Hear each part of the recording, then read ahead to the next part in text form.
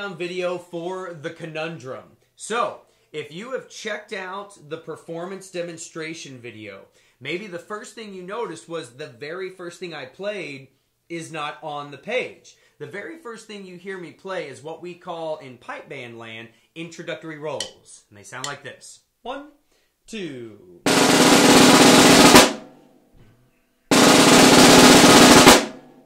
Simple as that. What's going on there, rudimentally speaking, is 2 25-stroke rolls. So if I were to play that as single strokes rather than buzz strokes, it would simply be 2 sixlets tied to an accented downbeat, like so. 1, 2. Then with buzzes,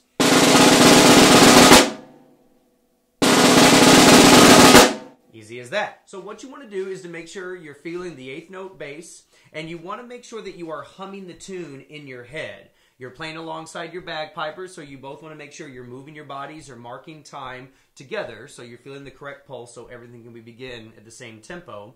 And you want to give some sort of verbalization to your bagpiper that you're going to begin. I like just keeping it simple and saying 1, 2. 1, 2.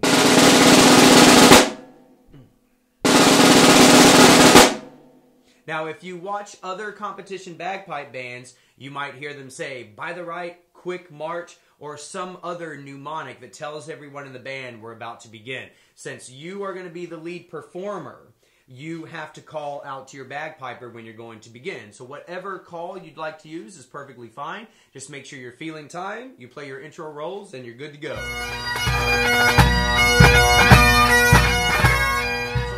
Assume that you're an American player or a classically based percussionist trying to make the Scottish flavor work on an orchestral snare drum.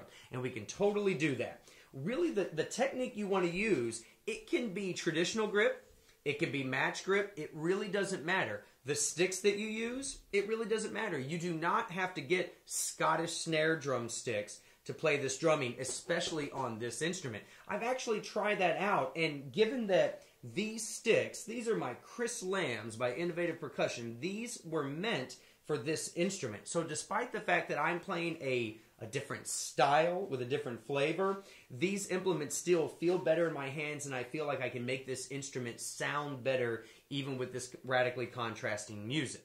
In Scottish snare drumming, rather than using a lot of piston and wrist control, we rely heavily on the use of the smaller muscle groups in the back fingers. So we do not want to abandon the use of our wrist, but to help get the smoothness of the Scottish vocabulary, we need to motor the stick with more back fingers than maybe we're used to, looking something like this.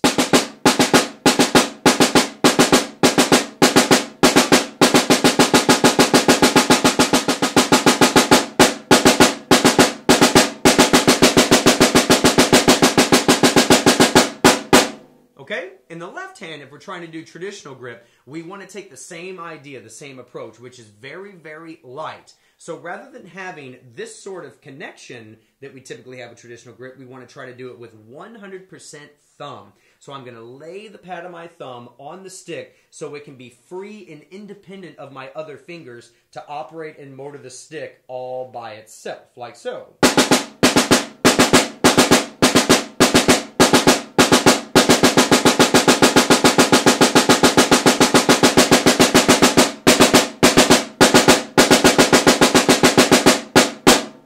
And that's basically Scottish Snare Drumming Technique 101.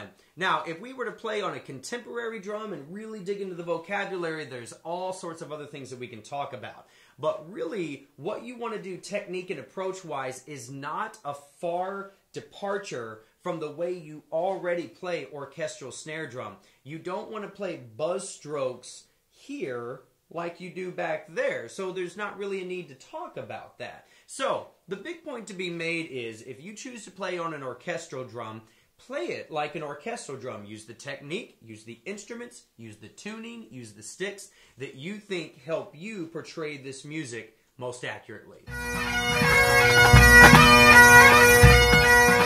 The notation system used universally for contemporary Scottish snare drumming is the Berger notation system. This is the notation system adopted by the Swiss Basel drummers. So even though it is not a unique Scottish device, it is universally used and accepted as our notation system for Scottish snare drumming. The system is very, very simple and outlines the sticking for you in a very efficient pattern. Simply put, when you're to use your right hand or your right stick, it is above the line, and the left stick is below the line. Simple as that.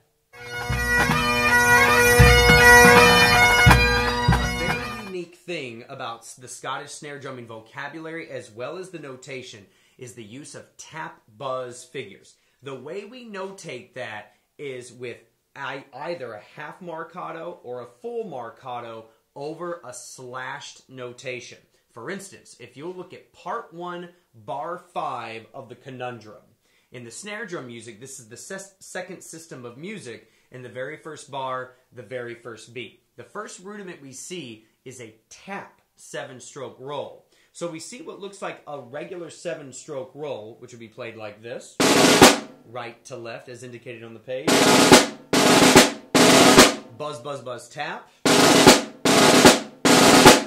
But what we see above that buzz notation is a half marcato accent. What that half marcato tells us is that very first note has now been changed from a buzz stroke to a single stroke. So rather than buzz, buzz, buzz, tap, I want to play tap, buzz, buzz, tap.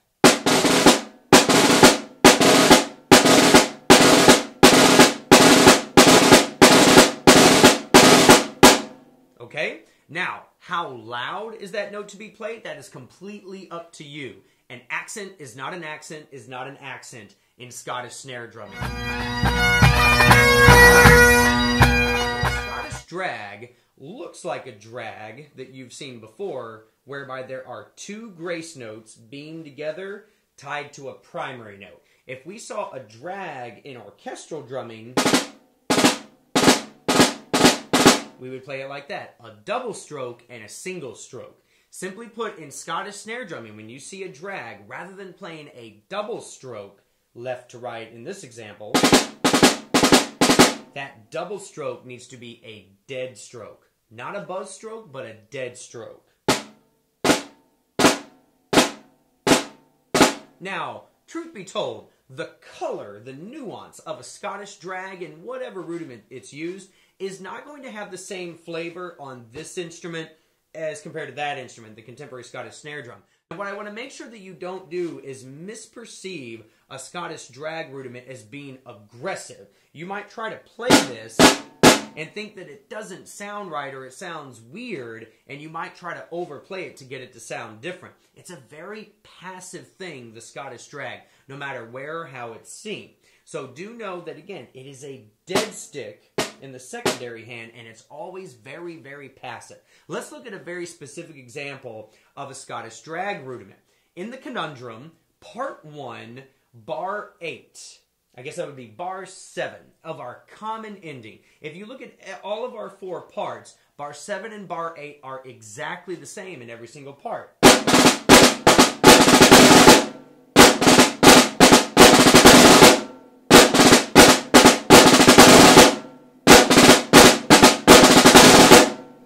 That's a really cool series of very commonly used rudiments. But let's talk about the drag tap. The drag tap is what you see in bar 7, beat 2, and on the E of 2, going to the and of 2, E-and, E-and. So what you see are the 2 grace notes whose stems are going up, and that lets you know that in Scottish snare drumming, that is a single dead stick. It looks like a double stroke. It looks like that, but it is not. In Scottish snare drumming, it is a dead stick. And again, to make that truly dead, you simply want to keep your hand nice and firm. You don't want to over grip, but nor do you want to let the stick buzz on the head. You just want to, as I like to say, close down the shop and just simply poke the head. It's a very subtle little color. And we want it to be dead as opposed to bright and responsive like all of our single strokes. But it's never that. You don't really punch the drum, you just lightly poke it. A true dead stick. So when you see the drag tap in this capacity, which is again bar 7 of all of our common endings, beat 2, the E to the and of 2, we then have a double stroke on the right hand.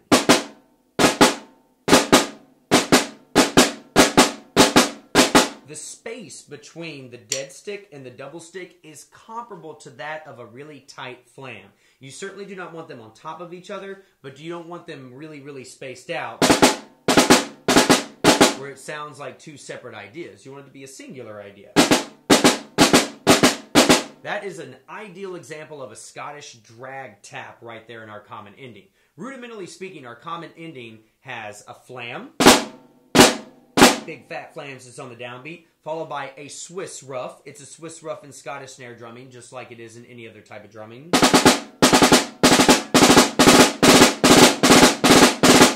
Played very quick and articulate, light and bouncy. Followed by another flam, followed by our Scottish drag tap. And then in Scottish language, we would call this next rudiment a flam 5. This isn't the flam 5 we know in American drumming. This is a big, fat, accented left-handed flam, followed by a series of 5 single strokes that have a slight crescendo to them.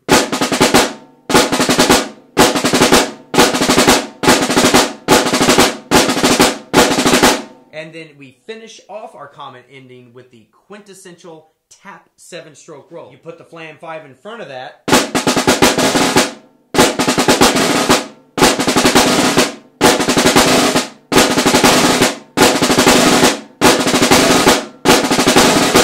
Right? So if we put the other rudiments in front of it, again, beginning of our common ending, big fat flam, Swiss rough, another flam, another little tap, the drag tap, Scottish drag tap, which is a very subtle dead stick, not a buzz.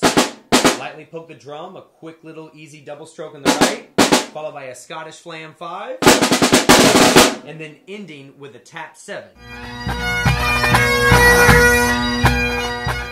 Different tune types that we use in Scottish snare drumming, but I think that the music in its purest form is best embodied in the competition 2/4 march, which is what the Conundrum is.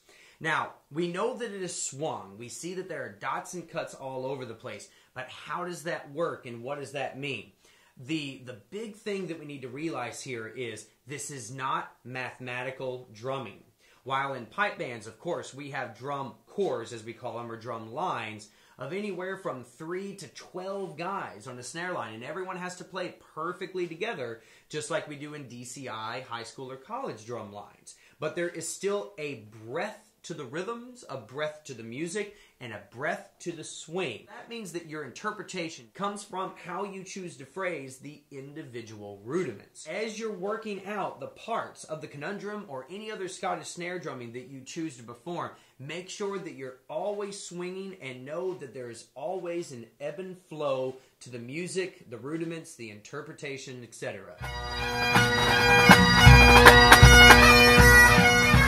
Scottish snare drumming exists to enhance the bagpipe tune.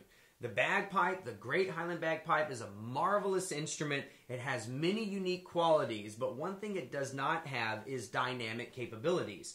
But they phrase and they express their music through all the little, very quick grace notes that are easily achieved by very small finger flicks. The snare drumming is composed completely to be attached to that tune. The music, as great as it is not really meant to be standalone percussive music. So, whether it be the Conundrum or any other piece of Scottish snare drumming, when you play a snare drum solo, that means that you are accompanied by a bagpiper. So, whether you're trying to play any of these pieces on an orchestra drum, on a Scottish drum, whatever you choose to do, you have to make sure that you're playing with a bagpiper. Find a local bagpiper near you, learn his or her nuances and how they swing a tune, and learn to adapt the music to their particular swing so you can act as one musical unit.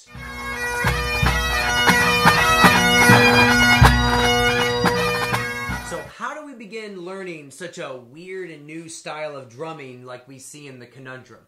I would recommend going about this like anything else you've ever tried to do. Begin slowly. With the Conundrum, we want to shoot for a performance tempo hovering around 80 clicks per minute. You can perform it around 78. You could probably perform it as high as 82 to 83. There's a breadth of tempo from which to choose. So if that's our goal, hovering around 80, we could probably start around 72, maybe even as slow as 70, to make sure that we understand the rhythms. But we have to always constantly zoom out with our focus and see the big picture groove and not get so ingrained in the notes that we're basically reciting a mathematical equation. That's the big thing we've got to learn about this drumming, is even though we see in the orchestral version of the score every single rhythm written out note for note, we don't play it mathematically. A computer cannot play this drumming back accurately or well or at all. Just like a computer can't really play back a gorgeously portrayed marimba solo or any good form of jazz. We have to make sure there's flow. We have to make sure that there's groove. We have to make sure that we're feeling the music with our bagpiper from a big picture perspective. So take things slowly. Figure out the nitty-gritty of all the little notes and all the little rudiments. But as you build up your tempo and you build up your comfort with these figures, feel it like you feel a good drum set part, a good drum set groove.